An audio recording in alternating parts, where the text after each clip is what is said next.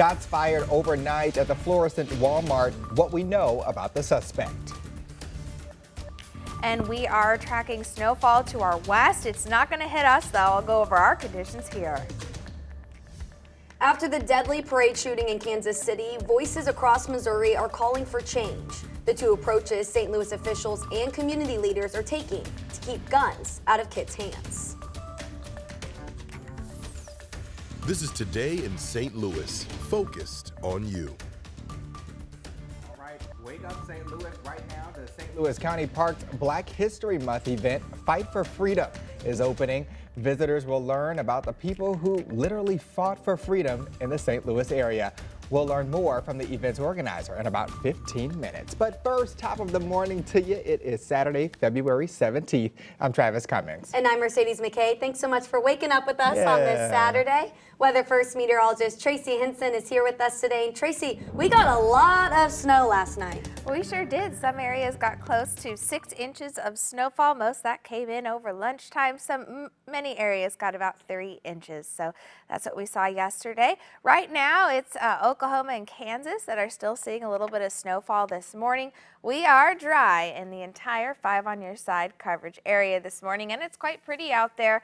Beautiful blue sky, a little bit of cumulus cloud there that's just behind the arch, but temperatures are less pretty to look at. It is 17 degrees. It feels like 4 degrees out there. Winds are out of the northwest, a little breezy. That's a cold breeze at about 13 miles per hour. Through the rest of our day today in St. Louis, we will make it up into the low 30s with plenty of sunshine out there. After that, we'll be dropping off.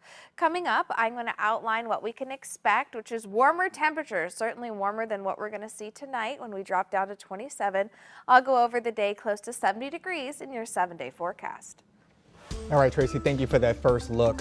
Well, new this morning, a 15-year-old boy is hurt after a shooting in North St. Louis. It happened just before 1 a.m. on Newhouse Avenue near Windsor Park, just west of I-70. Right now, we're working to learn about how he's doing and if police have a suspect in custody.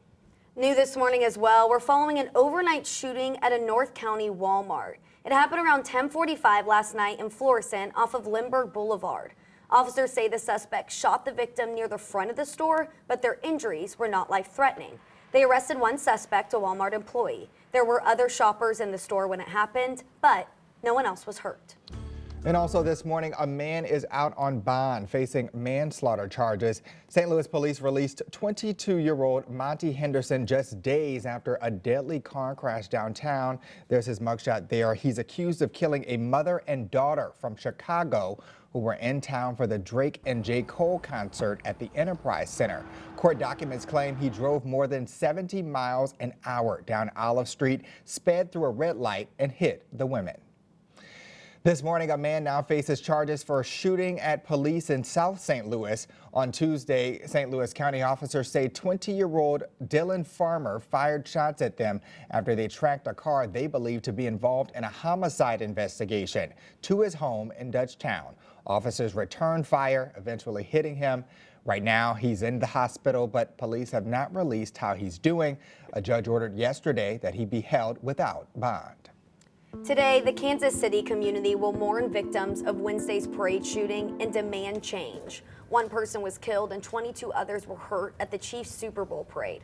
Volunteers from several groups, including Moms Demand Action and Students Demand Action, will gather for a rally at Washington Square Park. A few Missouri lawmakers will also be present, including KC Mayor Quinton Lucas. Well, this morning, the 2 teenagers accused of opening fire at that parade now face charges. Right now, we know the charges are gun-related and include resisting arrest. Prosecutors say additional charges could follow. Police have not released their names because of their ages. Well, many St. Louisans are joining Kansas City, calling for lawmakers to crack down on kids carrying guns. Yeah, it's a conversation every time this happens. Our political editor, Mark Maxwell, takes a closer look at Missouri's gun laws.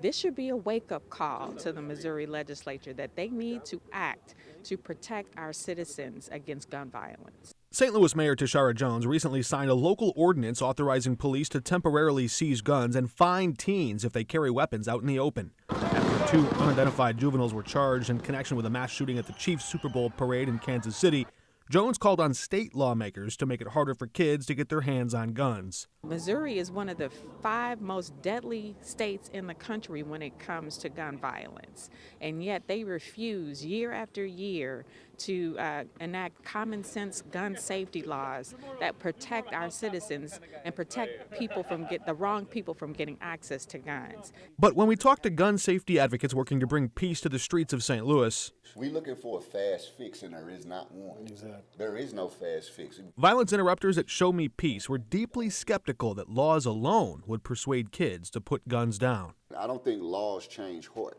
You know what I mean? And I don't think laws remove traumatic experiences. They're fighting to instill deeper truths of respect and love. Well, we're trying to change the culture, the mindset.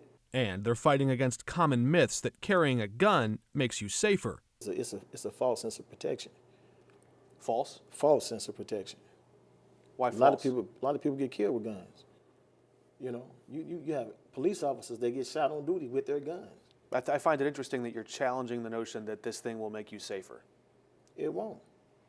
It's a saying in the streets that says that the up beats the draw. So if you understand what that means, you can have a gun, but whoever got the ups, whoever the first one to their gun, it's gonna beat your draw. You dead already, you'll die with a gun. You can die with a gun. Reporting. St. Louis police could not tell us how many guns they've seized or minors they've fined since that ordinance went into effect. Right now, some Democrats are pushing to let voters activate gun restrictions at the local level this November.